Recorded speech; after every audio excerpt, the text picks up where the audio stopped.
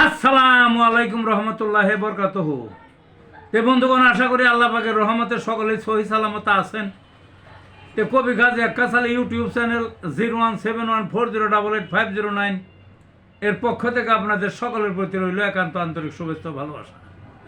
তে বন্ধুগণ, এখন আপনাদের সামনে স্বরচিত যে কবিতাটা পাঠ করবার চেষ্টা করব, কবিতাটার নাম হলো গ্রামের কদর বাড়ছে। কবিতাটার নাম কি? গ্রামের কদর বাড়ছে।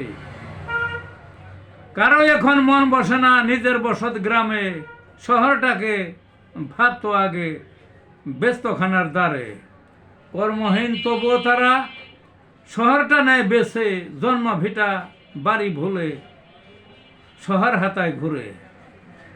খবর নেনা বাড়ি ঘরের ঠেঙ্গা কেহ এলে, গ্রামের প্রতি ঘৃণা তাদের আর যাবে না ফিরে। হেনকালে ভূমিকম্পে শহর উঠল কেঁপে, কখন পরে দালান ভেঙে মরণ তলে পড়ে।